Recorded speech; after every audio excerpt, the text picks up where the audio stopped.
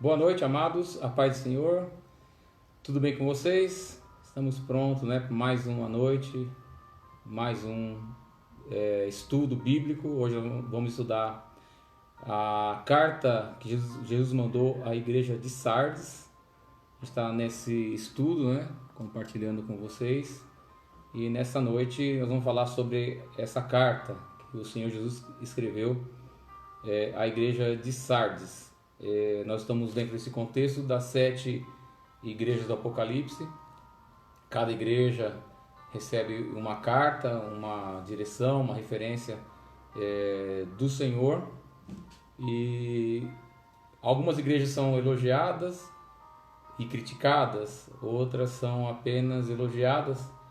E a igreja que nós vamos ler nesta noite, ela não recebe nenhum tipo de elogio. Ela é uma igreja que ela recebe somente reprimendas, né? Exortações, correções do nosso Senhor Jesus Cristo. Então é interessante a forma que Jesus ele fala com cada igreja. É interessante a forma que Jesus conhece as características e conhece as ações, as obras de cada igreja. E aqui a gente vai ver sobre essa igreja de Sardes. Eu quero que você que está comigo, né, já abra a tua Bíblia na carta do Apocalipse, né, no livro do Apocalipse, capítulo 3. Nós vamos ler a carta que nosso Senhor Jesus Cristo enviou por intermédio do apóstolo João à igreja de Sardes. Glória a Deus. Louvado seja o nome do Senhor. Quero dar mais uma vez uma boa noite a todos, né, que estão conosco. Obrigado pela audiência de vocês. E eu quero pedir para você que vai assistir posteriormente essa mensagem no Facebook ou no YouTube, que você não esqueça de curtir, de comentar, de compartilhar, de se inscrever no canal do YouTube, porque assim as redes sociais entendem que esse ensino é um ensino relevante e de importância, e eles acabam indicando, o próprio sistema, né, o próprio robô, acaba indicando para que outras pessoas possam assistir. Então, o Evangelho depende de nós, e essa é uma forma também de pregar o Evangelho, é compartilhando, é divulgando. Amém? Então vamos ler a carta que Jesus mandou à igreja de Sardes. Apocalipse capítulo 3, versículo 1. Escreve ao anjo da igreja em Sardes: assim diz aquele que tem os 7 Espíritos de Deus e as estrelas. Conheço as tuas obras, tem fama de estar vivo, mas está morto. Fica alerta e fortalece o que resta, que ainda estava para morrer, porque não tem achado tuas obras perfeitas diante do meu Deus.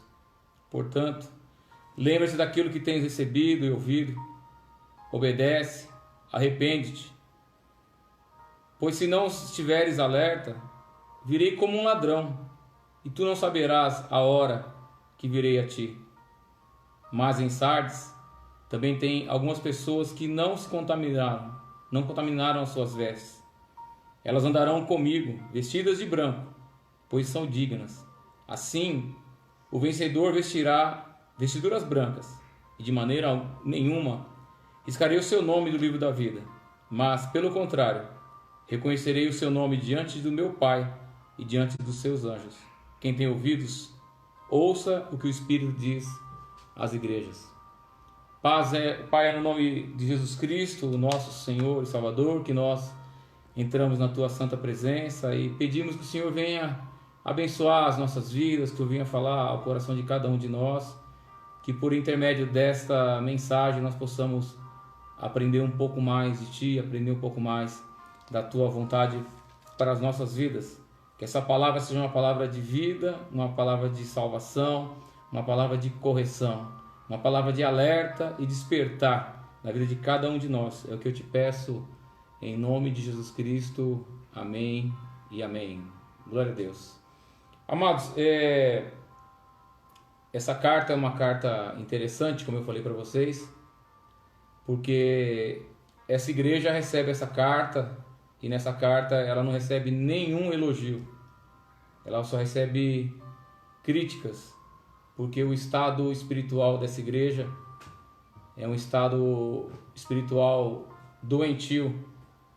Nós julgamos as pessoas pela aparência, mas Jesus, ele julga as pessoas pelo coração, porque ele conhece o caráter verdadeiro de cada pessoa.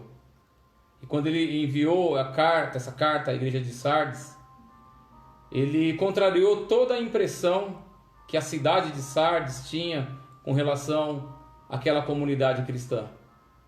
Ele contrariou a impressão de todos que moravam ali. Ele contrariou a popularidade que aquela igreja tinha no lugar onde ela estava. E apesar daquela igreja ter uma grande reputação, de ser uma igreja forte, de ser uma igreja ativa, Jesus olhou para aquela igreja e ele viu as falhas daquela igreja. Ele sabia que aquela congregação, ela, embora tivesse todas essas obras, embora ela realizasse todas essas coisas, ela estava quase morta. Para que a gente possa entender um pouco mais a respeito desses ensinamentos que Jesus Cristo dá a essa igreja, a gente tem que entender um pouquinho a história da cidade de Sardes. Como eu disse para vocês, as 7 igrejas ficavam, né, na Ásia, né, hoje chama Turquia.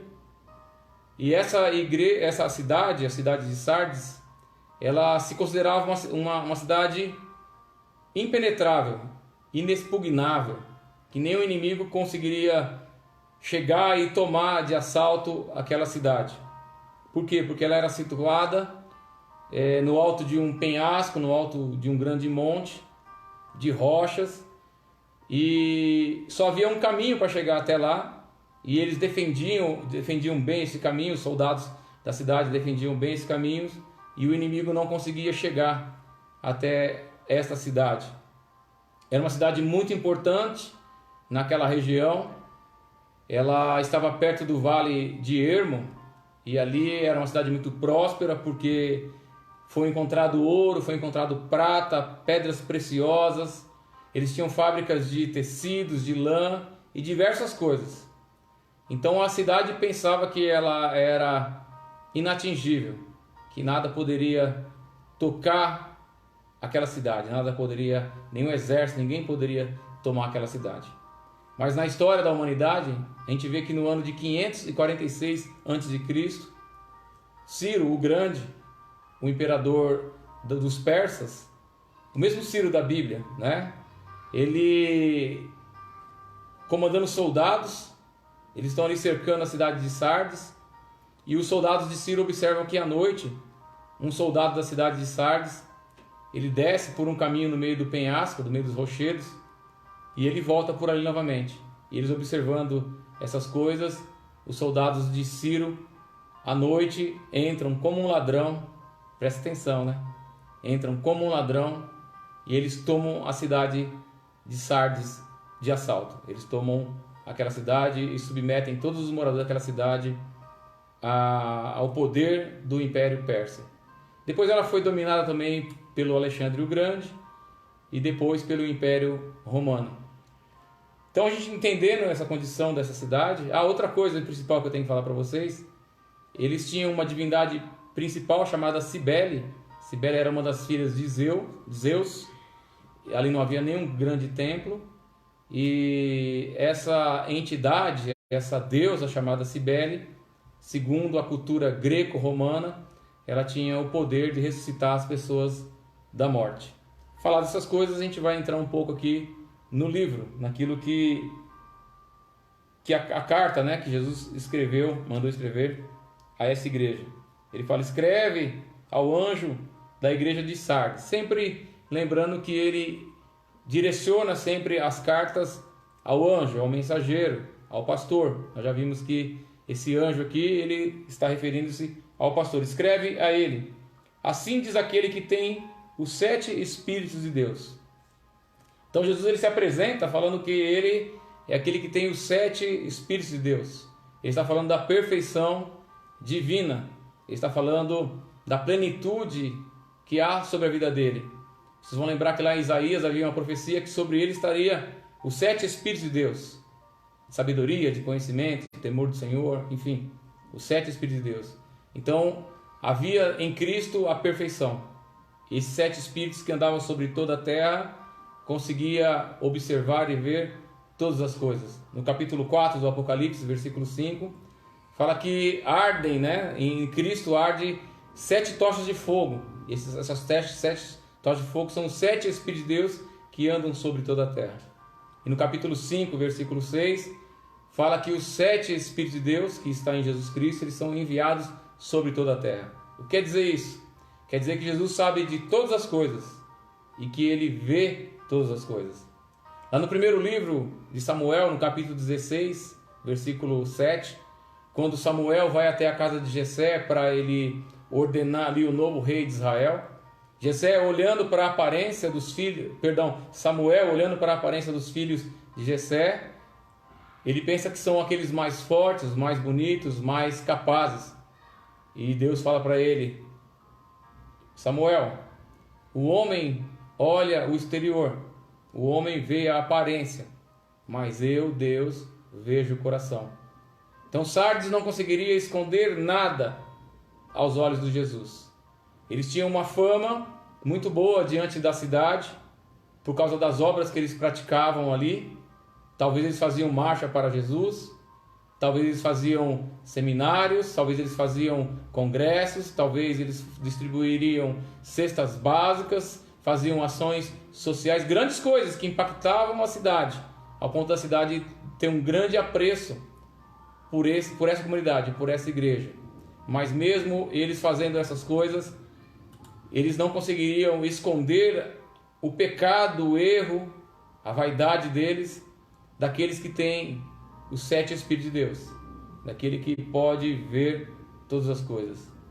Então ele fala assim: aquele que tem os 7 Espíritos de Deus e as 7 estrelas.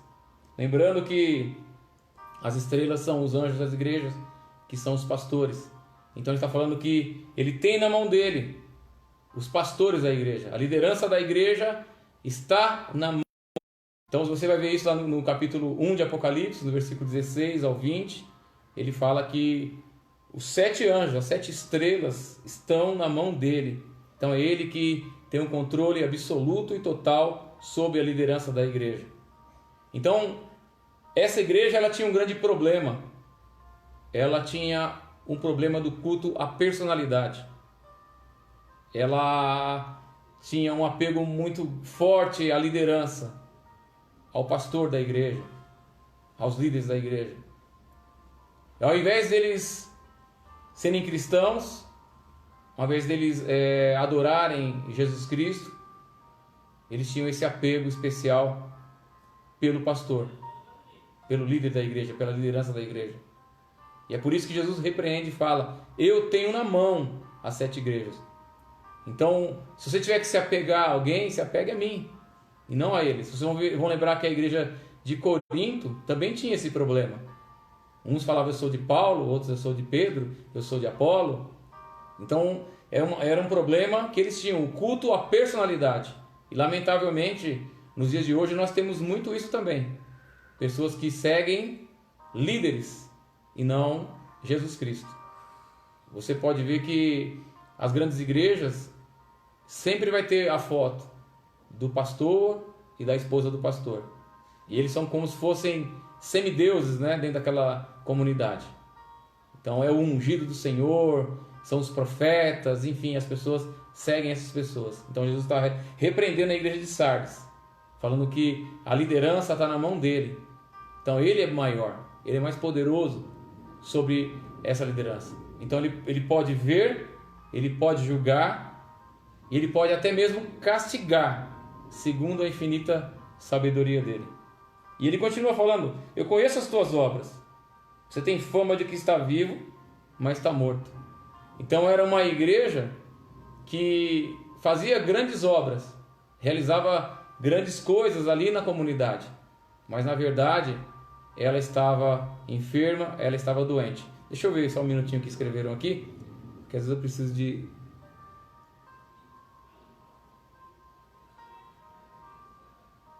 Amém. Eu vou pedir que a minha esposa está acompanhando aqui, ela anote as orações. Já tem oração pela família da Selma, do Reginaldo. Tem mais essa pessoa. Depois no final você me entrega, por favor. Tá bom? Então, continuando. Ele fala que ele conhece as obras, né, dessa igreja.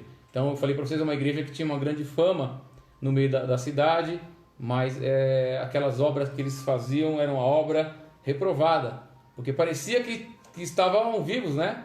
Falavam em línguas, faziam movimentos, faziam cultos, tinham vigílias, tantas outras coisas. As pessoas falam, poxa, que igreja avivada, que igreja presente, que igreja ativa. Mas Jesus, olhando, né, esse que tem os sete Espíritos de Deus, olhando para essa igreja, ele fala, você tem fama de que você está vivo, mas você está morto. Então, assim como nas outras cartas, né, às outras igrejas, ele está no meio dos candeeiros e ele conhece plenamente as obras e os corações das pessoas dentro da igreja. Então Jesus conhece o meu coração, conhece o teu coração, como ele conhecia o coração dos irmãos da igreja de Sardes. Continuando, ele fala para eles ficarem alertas, né? Aliás, antes disso, quero voltar aqui um pouquinho, eu ia pulando um negócio, a fama, né? Eu ia pular essas coisas da fama. Você tem fama de que está vivo. Então eu quero falar uma coisa para vocês sobre fama. Existe uma diferença entre a reputação ou a fama e o caráter, né? A reputação ou a fama é aquilo que as pessoas acham da gente. E o caráter é aquilo que nós realmente somos. Então a fama que eles tinham era a fama de estar vivos, de ser bons. Mas o caráter deles era um caráter de mortos. Então essa igreja era uma igreja que tinha a reputação de estar viva, mas estava morta. E outro detalhe que eu queria falar para vocês, senão eu vou esquecer e lá na frente a gente vai ter dificuldade de entender. Vocês podem observar que essa igreja, por essa fama que ela tinha na cidade, eles não sofreram nenhum tipo de perseguição religiosa, eles não sofreram nenhum tipo de perseguição por causa dos romanos, eles não tiveram problemas, né, com os judeus, com os falsos judeus. Aqui Jesus não fala de falsos mestres, não fala de Jezabel, não fala de Nicolau, né, não fala de Balaão. Então essa igreja, aparentemente, ela tinha uma certa paz. Só que essa paz, essa tranquilidade trouxe arrogância. Então a grande dificuldade que eles viviam, eles se tornaram uma igreja arrogante. Porque eles eram conhecidos na cidade, eles ficavam tranquilos e faziam obras e achavam que só de agir dessa forma eles estavam sendo aprovados por Deus. Mas Jesus manda essa carta falando, vocês têm essa fama de que vocês estão vivos, mas vocês estão mortos. Então a fama acabou quando o verdadeiro olhar de Jesus foi sobre aquela congregação e demonstrou que ao invés de ela estar viva, ela estava morta. Ela estava totalmente morta nas suas obras. Aí nós vamos continuar aqui no versículo, virando aqui, então, versículo 2, fica alerta, ou vigilante, e fortalece os que ainda estão para morrer. Então fica alerta, fica vigilante, porque o que aconteceu com a cidade de Sardes, agora a gente vai começar a concatenar as ideias. Por que ela caiu diante dos persas? Por causa da falta de vigilância. Eles se achavam inexpugnáveis, ninguém vai tomar a cidade. Mas um soldado que não vigiou, que desceu das muralhas ali e desceu o penhasco diante do olhar do exército persa, mostrou uma brecha, uma fragilidade, e os inimigos foram e tomaram aquela cidade. Então Jesus está falando a mesma coisa. Existem áreas na vida de vocês vulneráveis, e vocês têm que tomar vigilância nisso. Vocês têm que tomar cuidado com essas coisas. Muitas passagens no Novo Testamento vai nos advertir a respeito dessa vigilância. Vai falar que nós temos que ter uma vida vigilante. Por quê? Porque o pecado nos ameaça. Pedro vai falar em 1 Pedro 5:8. Sede sóbrios e vigilantes. pois o diabo, ele brama como um leão ao redor de cada um de vocês, procurando quem ele pode tragar. Então nós temos que estar vigilante, como aquele soldado que desceu ali no penhasco, sem vigilância, e acabou caindo na mão dos inimigos. Nós também podemos deixar de vigiar e cairmos na mão do inimigo. Os falsos mestres também procuram devorar a igreja. O apóstolo Paulo, no livro de Atos dos Apóstolos, no capítulo 20, ele chama os presbíteros e fala para eles: com a minha partida, no meio de vocês surgirão lobos devoradores. E eles vão tentar devorar a igreja, vão tentar devorar os fiéis. Então nós temos que estar atentos, temos que estar alerta. Não podemos nos descuidar, porque nós não sabemos a hora que o Senhor vem. Não podemos baixar a guarda, porque não sabemos a hora que o Senhor vai encontrar com a gente. E aí ele pede para encorajar os demais, né? Porque eu tenho achado as obras. Tem que colocar o óculos, eu não consigo enxergar. Fica alerta e fortalece o que ainda resta e que está para morrer, porque tenho achado as tuas obras que não são perfeitas diante do meu Deus. Então ele vai falando para que fortalecer as pessoas, fortalece as pessoas que estão para morrer. Então é um papel do pastor da igreja, fortalecer as pessoas. Mas é um papel e um dever de cada um de nós. Então a gente observa que dentro da igreja existem pessoas vivas, mas também existem pessoas mortas, existem pessoas que estão prestes a morrer. Então ele vai falar: consolida, fortalece essas pessoas, que elas estão ao ponto de morrer. Então parecia que Jesus estava dando uma última tentativa de um resgate para essas pessoas. Talvez você conheça irmãos e irmãs que aceitaram Jesus, passaram pelo batismo, congregam, mas estão mortos. E alguns que estão prestes a morrer. Então Jesus fala assim: fortalece esses. Fortalece esses que estão prestes a morrer. Parecendo que é uma última oportunidade, o último resgate, para trazer um avivamento novamente àquela congregação, para fortalecer novamente aquelas pessoas.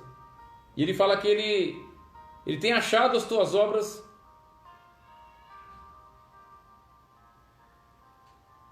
que ele não tem achado as obras perfeitas diante de Deus. Tem que colocar o óculos para ler, não tem jeito, né? Oh meu Deus, a idade é fogo. Porque não tenho achado as tuas obras perfeitas diante do meu Deus. Então a questão que eu falei para vocês, que essa igreja ela fazia muitos eventos, né? Tinha muita obra, tinha muita assistência social. Mas a questão não é fazer ou não fazer as obras. A questão é a forma da integridade que eles faziam as obras. Então a obra que eles faziam, embora ganhasse a popularidade da comunidade de Sardes, do povo que morava em Sardes, estava recebendo a reprovação de Jesus Cristo, porque não eram obras perfeitas, porque não eram obras íntegras. Eu sempre falo que depende muito da motivação que a gente faz as coisas. E Paulo fala isso, né? Que o evangelho ele é pregado por vanglória, por ganância, por contenda. Então a motivação, Deus conhece a motivação. Deus sabe por que eu ou você queremos fazer determinadas coisas. Ele conhece o nosso coração. Tem pessoas que fazem, né? Para vanglória. Por isso que ele fala: eu tenho na minha mão as sete estrelas. Porque aquelas pessoas davam a honra e a glória à liderança. Olha que culto maravilhoso, olha que evento maravilhoso, olha que assistência social que nós fizemos, olha quantas cestas básicas nós distribuímos, olha que evangelismo nós fizemos. Poxa vida, essa liderança é uma liderança abençoada. Então, por quê? Porque o sentimento deles, as obras que eles faziam, era para a glória deles mesmos. Eles queriam gloriar naquilo que eles faziam para Deus. E é por isso que Jesus os repreende, porque faltava integridade na obra que eles faziam. Então não é possível você defender a doutrina de Deus sem você amar a Deus. Então eles tentavam fazer as obras sem dar a honra a quem merecia ter honra. Não é possível você obedecer os mandamentos de Deus sem você ter interesse em ser inteiro no teu coração. Não adianta. Não é possível você fazer certas motivações, né, na igreja de formas erradas. O que você fizer com motivações erradas, não adianta nada disso. Então é isso que Jesus está repreendendo. Aquelas obras que eles estavam fazendo, aqueles eventos que eles estavam fazendo, tudo aquilo que eles estavam fazendo, as vigílias, tudo, os ensinamentos, né? Dependendo da motivação que eu estou dando esse ensinamento, Jesus vai falar para mim: Esdras, eu conheço as tuas obras, elas não são íntegras diante de Deus, porque Ele prova, Ele sabe o coração. Por que o pastor Esdras, todas as terças-feiras à noite, ele quer ter um período de comunhão com os irmãos e ensinar a palavra de Deus? Qual que é a motivação? Qual que é o interesse? Você não sabe. Talvez você fale: poxa, que coisa bacana. Mas será que Deus aprova o que eu estou fazendo? Pode ser que Ele puxe minha orelha. Depende da motivação do meu coração. E essa igreja, ela tinha a motivação errada. Fazia da forma errada. Versículo 3. Portanto, lembra-te daquilo que tem recebido e ouvido. Obedece e arrepende-te. Então, Jesus está falando que essa igreja esqueceu o que eles haviam recebido. Eu costumo falar muito na igreja, a gente prega muitas vezes e prega as paredes. Porque aquilo que nós falamos as pessoas desprezam. Principalmente se for uma exortação. Ah, essa palavra não é para mim, é para outra pessoa. Ah, esse pastor é muito chato. Ah, Deus só fala essas coisas aqui. Irmão, enquanto a gente estiver errado, Deus só vai falar coisa errada, só vai falar coisa dura para nós. Você vê que essa igreja, ela estava errada. Ela não recebeu nenhuma palavra de ânimo, nenhum elogio. Somente correção. Somente correção.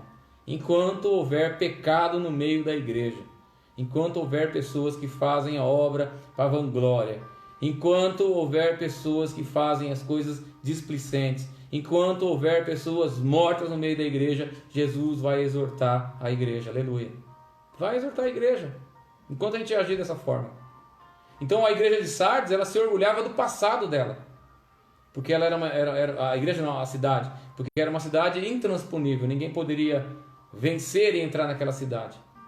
E aquilo parece que entrou no coração, aquela arrogância, aquela soberba, também no coração da igreja. Eles acharam que eles estavam de bem com Deus. Estou de bem com Deus, eu já sou salvo, eu já aceitei Jesus, já sou batizado, eu dou dízimo, eu faço evento na igreja, eu canto, eu participo do louvor, participo do infantil, eu cuido das mulheres, eu cuido dos homens, eu prego na igreja, eu dou aula na escola dominical. Achava que estava tudo bem. Então Jesus está falando que, para lembrar daquilo que tinha recebido e ouvido, eles tinham se esquecido. Obedece e arrepende-se. Então eles esqueceram facilmente da palavra que eles receberam, que trouxe vida e salvação para eles. Eles esqueceram facilmente do pecado de onde eles vieram. E Jesus fala para eles lembrar disso. E é por isso que ele deixou uma instituição chamada Ceia do Senhor. E uma vez por mês a igreja faz. Por quê? Como memorial, para a gente lembrar da obra que Ele fez por nós.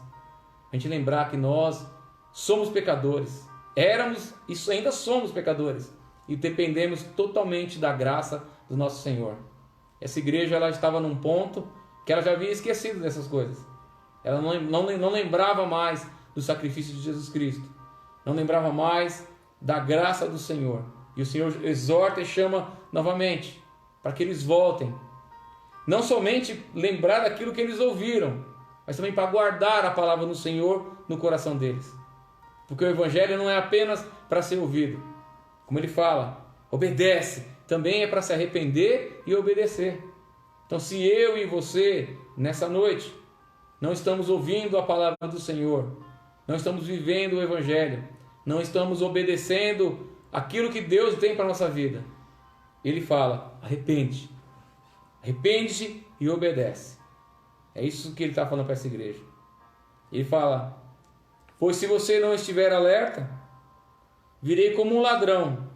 Tu não sabes a hora que virei contra ti. Interessante, né, meu amado? Como Jesus ele usa aquilo que nós conhecemos para falar com a gente. Assim como aquela cidade de Sardes caiu na mão dos persas, porque um soldado desceu pelo penhasco e mostrou o caminho por onde o inimigo poderia entrar, e um soldado persa entrou ali à noite como um ladrão e abriu as portas da cidade, e todo o exército persa entrou e tomou a cidade de Sardes. Jesus está usando isso, porque eles conheciam essa história. A vanglória da cidade, de ser forte, inexpugnável. Então Jesus é um ponto frágil e fala, cuidado, cuidado, porque senão eu vou ter com vocês como um ladrão. E você não sabe a hora que eu vou vir contra ti. Interessante que Jesus muitas vezes na Escritura ele emprega essa ideia do ladrão, que ele está vindo como um ladrão. E os apóstolos também, Paulo, Pedro, vão falar que a vinda do Senhor será como um ladrão, sem aviso prévio.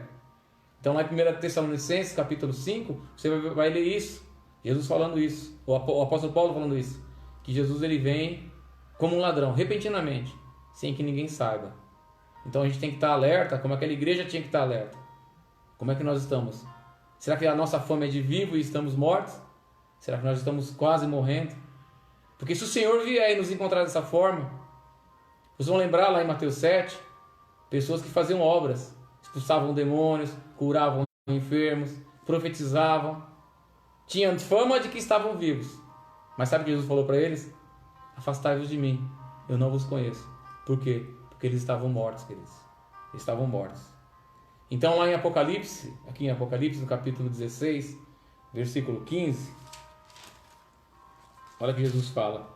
Apocalipse 16, versículo 15. Eu venho como um ladrão. Bem-aventurado aquele que está alerta e tem consigo as suas vestes, para que não ande nu e não se veja a sua nudez. Tudo está descoberto diante de Deus. Então como é que está o teu coração? Como é que está a tua vida? Como é que está a tua integridade diante de Deus? Ele vem como um ladrão. E que você tenha as suas vestes, para que ele não te encontre nu. Porque se ele te encontrar nu, querido, você está morto. Você está perdido. Como Adão, né? Quando Deus ele vai no jardim do Éden, assim que Adão está em pecado, ele caiu em pecado, eles estão nus diante de Deus. Que nós não sejamos encontrados como Adão e Eva após a queda, quando o Senhor vir como um ladrão buscar a igreja dele. Aqueles que forem encontrados nus não entrarão no reino dos céus. Versículo 4. Mas em Sardes tem algumas pessoas que não contaminaram as suas vestes. Então ele vai falar aqui de pessoas que não contaminaram as vestes. Lembra que eu falei para vocês? Havia 3 tipos de pessoas dentro daquela igreja. Pessoas mortas, pessoas quase mortas, mas ele fala que tinha pessoas que estavam vivas, que não tinham contaminado as vestes deles. Então Jesus encontra alguns fiéis dentro da igreja. Então não é todo mundo dentro da igreja que está perdido. Lembra que Deus falou para Elias, né? Tem 7.000 joelhos que eu preservei que não se dobraram a Baal. Então dentro da igreja ainda existem pessoas vivas. Pessoas que estão vestidas de vestes brancas. São essas pessoas que Jesus fala, anima, fortalece esses aí. Esses que estão morrendo, para que eles não venham morrer. E a gente observa que, embora ele mandou a carta à igreja, essa carta serve também para cada indivíduo da igreja. Por quê? Porque a salvação ela não é coletiva. A salvação ela é individual. O julgamento também é individual. Cada um vai ser julgado por aquilo que fez de bom, de bem ou de mal. O marido não vai ser julgado por causa das coisas da esposa. A esposa não vai ser julgada por causa das coisas do marido. Os pais não serão julgados por causa das coisas dos filhos. E nem os filhos serão julgados por causa das coisas dos pais. Será individualmente. Individualmente. Então ali havia pessoas vivas, pessoas moribundas, né, quase morrendo, e pessoas mortas. Então nós temos que olhar para isso e interpretar dessa forma, esses versículos. Que é uma carta para uma igreja, mas também uma carta de uma forma individual. E aqueles que estão vivos, não é porque eles estão recebendo essa bênção, né, de andar com as vestes, porque eles não se contaminaram as vestes, de andar com o Senhor, não é por isso que eles não têm a obrigação de exortar, a obrigação de corrigir, a obrigação de denunciar o pecado. Então esses têm obrigação, esses que estão vestidos de veste branca, de orientar, de exortar, de corrigir, de apontar, não aceitar o erro e o pecado no meio da igreja. Na parte B do versículo ele fala que eles andarão comigo de vestidura branca. O que é andar de vestidura branca? Lembra qual que era a divindade principal da cidade de Sardes que eles adoravam? Cibele. Qual que era a autoridade que ela tinha? Segundo a cultura greco-romana, ressuscitar as pessoas os mortos, né? Ressuscitar os mortos, tirá-los do Hades. Então Jesus está falando que esses que tinham fama de estar vivos, na verdade eles estavam mortos, porque essa entidade, essa deusa, não tinha de fato o poder de ressuscitar ninguém dos mortos. Mas aqueles que estivessem com Jesus Cristo, esses sim estariam vestidos de vestidura branca e andariam com Jesus, andariam com o Senhor nessa ressurreição, nessa nova vida. Lá em Apocalipse, no capítulo 18, capítulo 19, versículo 8, fala que o linho finíssimo, resplandecente e puro são os atos de justiça dos santos. Então esse linho finíssimo é a veste branca que Jesus Cristo vai dar para cada santo, para cada irmão, para cada servo dele que não se dobrou, que não se contaminou e permaneceu firme e fiel nas coisas do Senhor. E ele fala, por quê? Ele continua falando, pois eles são dignos. Jesus encontrou pessoas dignas dentro da igreja de Sardes. Haviam pessoas mortas, moribundas e dignas, pessoas vivas, que estavam vestidas de vestes brancas. Mas é lógico que essa questão de ser digno não é um mérito próprio. Muitas pessoas se acham santos demais. Muitas pessoas se acham justos demais. A próxima igreja a gente vai ver, né? Cego, pobre, miserável, nu.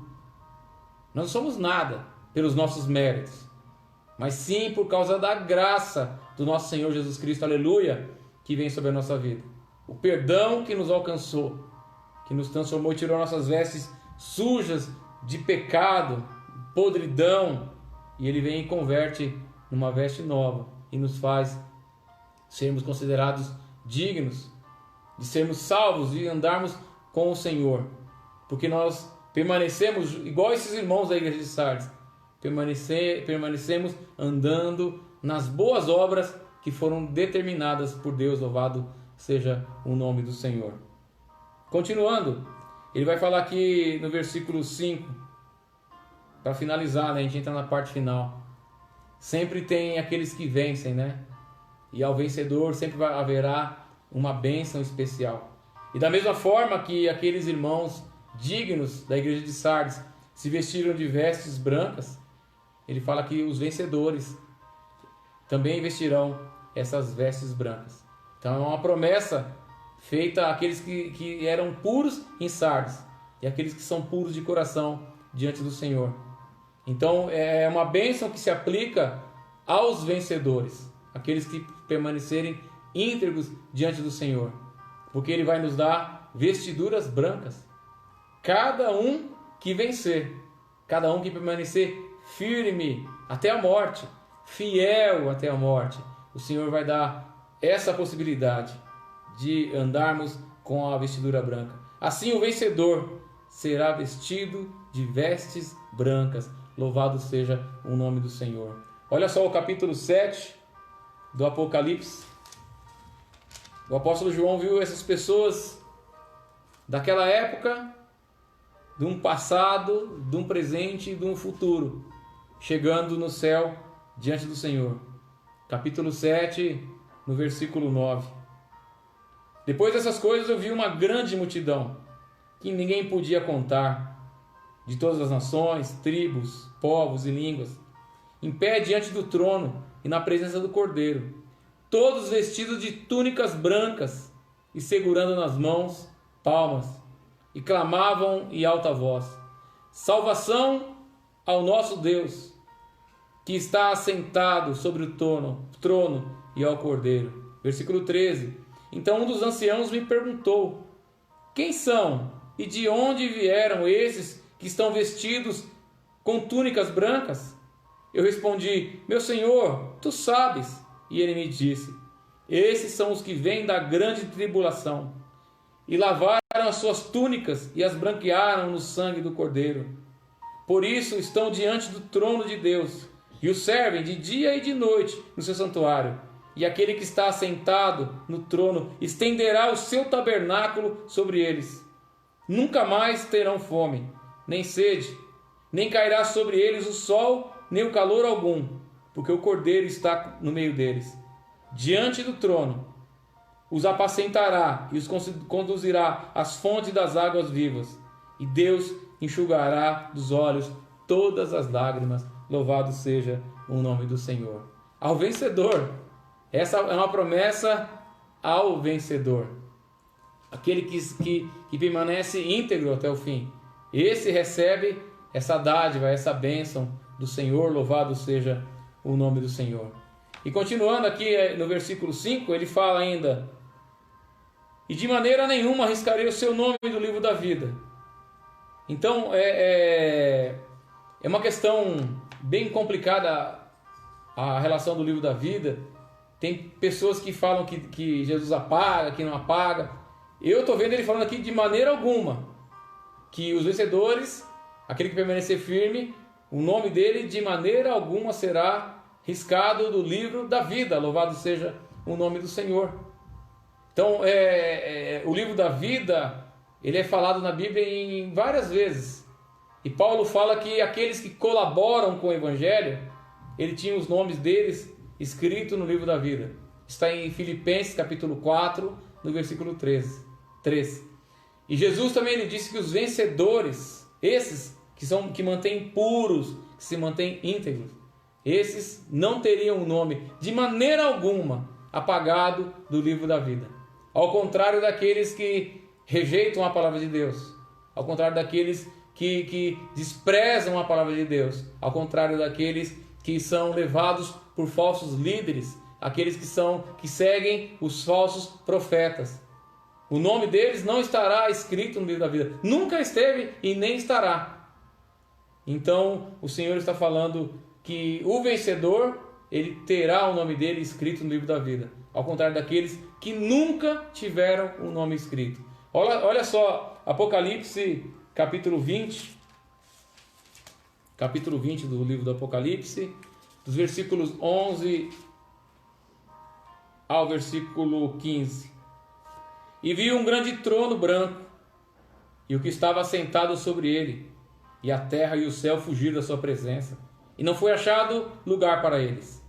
Vi os mortos, grandes e pequenos, em pé diante do trono. Abriram-se alguns livros, então se abriu outro livro, o livro da vida. E os mortos foram julgados pelas coisas que estavam escritas nos livros, segundo as suas obras. O mar os entregou seus mortos. O além, o inferno, a morte, o Hades, entregou também os seus mortos. Eles foram julgados, cada um segundo as suas obras. A morte e o inferno foram jogados no lago de fogo. E esta é a segunda morte. E todo aquele que não se achou escrito no livro da vida, todo aquele que não se achou escrito no livro da vida, foi jogado no lago de fogo e enxofre. Então, qual que é a bênção do vencedor? O vencedor vai andar de vestes brancas, e o vencedor vai ter o nome dele escrito no livro da vida, e de maneira alguma será apagado. Glória a Deus, louvado seja o nome do nosso Senhor. E ele faz mais uma promessa ainda. Então são 3 bênçãos que ele promete ao vencedor. andar de vestes brancas, está com o nome escrito no livro da vida. E depois ele fala também, deixa eu ler, colocar meu óculos aqui, e riscarei o seu nome. Tá aqui, ó. Reconhecerei o seu nome diante do meu Pai e diante dos seus anjos. Então ele fala que a terceira bênção do vencedor é que ele vai confessar o nome desse vencedor diante de Deus e diante dos anjos. Então é uma promessa, 3 promessas ao vencedor: andar de vestes brancas, ter o nome escrito no livro da vida e ter o nome confessado diante de Deus e diante dos anjos. Que bênção, né? Então Jesus ele prometeu isso para a igreja que não se envergonhasse dele, para o cristão que permanecesse firme no Senhor. E é por isso que ele fala lá em Mateus capítulo 10, versículo 32 e 33, ele fala assim: aqueles que tiverem vergonha de mim diante dos homens, eu também vou negá-los diante de Deus e diante dos anjos. Mas aqueles que me confessarem diante dos homens, eu também confessarei o nome deles diante do meu Pai e diante dos seus santos anjos. Que bênção! Que glória é essa, meu irmão? Que maravilha é essa, poder receber essa bênção. Então essa igreja ela tinha essa fama de fazer muitas coisas. Uma igreja que vivia numa tranquilidade, num lugar inexpugnável, né? Um lugar inatingível, onde ninguém poderia tomar aquela cidade. Uma igreja que estava de bem com a vizinhança, que era reconhecida por tudo que fazia, pelos eventos, pelos cultos, pela caridade, pela forma que eles apareciam diante da sociedade. Mas quando aquele que tem os 7 Espíritos de Deus olhou e fez um raio-x, fez um diagnóstico daquela igreja, ele reprovou aquela igreja. É mais ou menos quando você vai fazer um diagnóstico anual e você está super bem. Aí o bom médico, ele já sabe quando você não está bem. Pela sua pele, pelo seu cabelo, pela sua unha, pela cor dos seus olhos. Ele sabe que você não está bem. Pela retenção de líquido. Então ele já faz um check-up só de olhar. Aí ele pede os exames para constatar realmente se você não está bem. E quando os exames vêm, ele fala: colesterol alto, tá com triglicérides alto, tá com diabetes, olha, você tá com retenção de líquidos, você tá com enfermidade e tal, você tem um tumor. Mas Jesus, com aquele 7 Espíritos de Deus, com os olhos, 7 olhos que ele tem, que vai sobre toda a terra, ele olha para essa igreja e ele consegue ver as fraquezas dessa igreja. Somente fraqueza. Ao contrário da fama que eles tinham, eles estavam mortos. Tinham fama de vivos, mas estavam mortos. E Jesus conclui a carta falando o seguinte: quem tem ouvidos, ouça o que o Espírito diz às igrejas. Você tem ouvido? Eu também tenho. Então ouça aquilo que o Espírito Santo de Deus diz à igreja. Amado, eu quero falar um negócio para você, meu amado e minha amada. A morte na igreja, a morte na vida de um cristão, estou falando de morte espiritual, tá? É um processo que acontece lentamente. Vai passando desapercebido. Nós nem notamos que estamos morrendo espiritualmente, mas nós vamos morrendo devagar. A própria congregação, os vizinhos, os amigos, podem olhar para o crente, podem olhar para a igreja e achar que está tudo bem, achar que está tudo legal, não aconteceu nada, está tudo ótimo, está tudo bacana. Mas aquele que conhece os corações, aquele que esquadrinha os corações, aquele que não deixa nada em oculto, ele conhece o estado verdadeiro de cada coração. Ele conhece o coração de cada um de nós, amados. E ele sabe como é que nós estamos diante dele. Pode ser que você tenha carteirinha de ministro da igreja. Pode ser que você tenha título na igreja. Pode ser que você faça parte de ministério da igreja. Pode ser que você já aceitou Jesus, se converteu, se batizou, é dizimista, é ofertante, não falta em um evento da igreja, socorre os órfãos, socorre as viúvas, socorre os necessitados, participa de ministério de missões, faz de tudo. Mas tem um olhar penetrante na minha vida e na tua vida. Tem um olhar clínico de um médico que conhece os diagnósticos na minha vida e na tua vida e sabe verdadeiramente qual é o nosso estado. Como é que nós estamos diante dele. Então é por isso que ele termina falando: quem tem ouvidos, ouça o que o Espírito diz à igreja. Então quando ele chama, nós devemos dar atenção e devemos ouvir. Então, irmãos, não é por nada que eu tenho ensinado cada igreja, né? Hoje nós estamos na 5ª igreja, faltam 2, essas cartas. É porque Deus está falando comigo e com você e nos alertando. Olha como você está diante de Deus. Eu vou orar agora e eu vou pedir, se tiver algum pedido de oração, né, aqui com a minha esposa anotado, para que ela traga aqui para eu poder orar por essas pessoas. E eu quero te agradecer desde já pela companhia, por você acompanhar esse estudo. Pedir que Deus te abençoe poderosamente e que você olhe como é que está a sua vida. Será que você está vivendo só por causa da sua fama? Por causa da sua reputação? Mas como é que Jesus tem olhado para você? Nós vamos orar pelo Geraldo Albino. Geraldo Albino. E nós vamos orar também pela irmã Selma e pela família dela. Amém? E pela Glória, que também está internada. Amém. Obrigado. Tá bom, Celina. Deus abençoe. Primeiro nós vamos apresentar essas pessoas que estão enfermas, depois nós que estamos enfermos ou mortos, espiritualmente falando. Pai, no nome de Jesus Cristo, eu quero apresentar a vida da Glória, a vida do Geraldo, a vida da Selma e da Gabi e do Samuel diante do Senhor, ó Pai. O Senhor é esse Deus que tem os 7 Espíritos, que está sobre todo lugar. O Senhor é o Deus onipresente.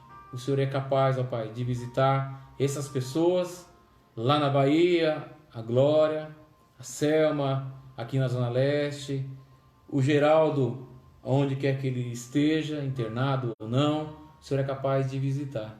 E nós te pedimos no nome de Jesus Cristo que o Teu Santo Espírito, ó Pai, visite essas pessoas, trazendo cura, trazendo restauração, restabelecendo essas pessoas. Te peço em nome de Jesus Cristo, ó Pai, que as fraturas que a nossa irmã Glória foi vítima, meu Deus, elas venham ter uma calcificação perfeita. Eu te peço em nome de Jesus Cristo, que o Senhor visite essa sua filha e restabeleça ela, a saúde dela, Pai, em nome de Jesus Cristo. Toca na vida também do Geraldo Albino, ó Pai. Guarda ele, fortalece ele, estabelece ele, ó Pai. Os diagnósticos, ó Pai, que a Selma vai receber sejam a Tua vontade, ó Pai. E que esses sintomas que eles estão sofrendo venha cessar. Nós te pedimos em nome do Teu Filho Jesus Cristo, ó Pai. E eu oro agora por mim, pela vida desses 20 irmãos 20 celulares, né, ou aparelhos que estavam ligados, não sei quantos estavam acompanhando, com certeza mais de 20. Que nós, ó Pai, não tenhamos apenas fama, mas que nós sejamos verdadeiramente, ó Pai, esses fiéis que o Senhor tem encontrado na igreja, esses que estão de vestes brancas, esses que permanecem fiéis diante do Senhor, guardando a Tua palavra, servindo o Senhor, esses que trabalham para o Senhor sem interesse, sem desejar reconhecimento de homens, esses que não querem fazer discípulos para si mesmos, mas discípulos para o Senhor, ó Pai. Que o Senhor abençoe esses irmãos que eu tive audiência nessa noite. Que o Senhor fortaleça cada um deles. que nós sejamos vestidos de vestes brancas, que os nossos nomes estejam escritos no livro da vida, e que o Senhor venha confessar a mim e a este meu irmão, essa minha irmã, diante do teu Pai e diante dos santos anjos, porque nós confessamos o teu nome diante dos homens, porque nós não negamos o Senhor, nem mesmo no tempo da dificuldade. Eu te peço, Pai, em nome de Jesus Cristo, desperta a tua igreja, fortalece a tua igreja, Pai. Ajuda cada um de nós a pôr um ânimo naqueles que estão quase mortos, nos moribundos, ó Pai, para que eles venham reviver. Que nós possamos aproveitar essa oportunidade que o Senhor está nos dando, para que nós não sejamos apanhados de surpresa, pois o Senhor vem como um ladrão, sem nenhum aviso, e nós não queremos ser encontrados nus diante do Senhor. Perdoa os nossos pecados, perdoa as nossas transgressões, Pai. É o que eu te peço no nome santo do teu Filho Jesus Cristo. Amém e amém. Amém, irmãos. Obrigado. Deus abençoe de coração a audiência de vocês. Fico feliz, né? Hoje nós tivemos por volta de 22 pessoas, agora tem 20, né, acompanhando. Deus abençoe você ricamente. A Bíblia fala, Jesus falou lá em Mateus capítulo 10, aquele que recebe um profeta com um galardão de profeta, receberá galardão de profeta. Aquele que recebe um servo com galardão de servo, receberá galardão de servo. Todo o respeito, todo o carinho, toda a consideração que vocês têm tido por mim, eu peço que Deus retribua poderosamente sobre a vida de cada um de vocês, sobre a família de cada um de vocês. Obrigado. Obrigado porque vocês têm apoiado esse ministério. Depois eu vou mandar um áudio para vocês para explicar melhor como que vai acontecer no domingo, né? Nós reabrimos as igrejas, tanto do Queralux quanto da sede, mas tem alguns detalhes que tem que ser observado. Nós não podemos exceder a quantidade de pessoas, porque nós não queremos trazer complicações para a vida de ninguém. Nós temos um limite. O limite é de 30%. Então, se eu tenho 30 cadeiras, eu posso pôr 10 pessoas. Se eu tenho 60 cadeiras, eu posso pôr 20 pessoas. E assim por diante. Para que a gente não desobedeça as autoridades e também não coloque ninguém em risco. E mesmo assim, né, pastor Souza e eu vamos ter que providenciar álcool na entrada, pano com água sanitária para os irmãos limparem os pés. Vamos ter que orientar os diáconos a orientar os irmãos vão obedecer a ninguém sentar perto do outro, sempre pulando, né? Uma cadeira sim, uma cadeira não. Por isso que não vai caber todo mundo na igreja. E aí a gente vai controlando cada domingo quem vai. Todos irão. Você vai, eu tenho prazer de congregar com você, mas você não vai a hora que você quer. E você também não vai a hora que um irmão te convidar. Eu vou à igreja domingo, o pastor me convidou, vamos. Se eu não te convidei, se o pastor Souza não convidou, não é hora de você ir. Você vai quando você puder ir, tá bom? Todos serão lembrados, todos irão. Eu tenho o prazer de estar com vocês. Eu tenho o prazer de ter comunhão e congregar com vocês. Obrigado, Deus abençoe. A gente se vê novamente na quinta-feira, na live, né? De terça e quinta-feira ainda nós faremos live e de sábado também, né? Com a nossa diaconisa Dene, que está uma grande bênção, né? Está uma grande bênção o trabalho que ela tem feito. Que Deus abençoe ela grandemente.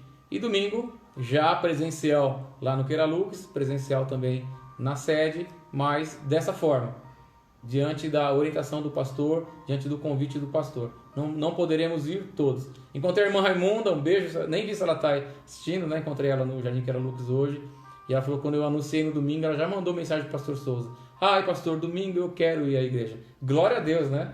É isso mesmo, a vontade da gente é de estar na casa do Senhor, tá bom? Um beijo no coração, uma boa noite. Obrigado por vocês virem comigo até aqui. Que o amor de Deus, que a graça do nosso Senhor e Salvador Jesus Cristo e que as divinas consolações do Espírito Santo de Deus estejam com essa igreja e com ela permaneça. A igreja diz amém. Maranata, Cristo vive, reina e voltará.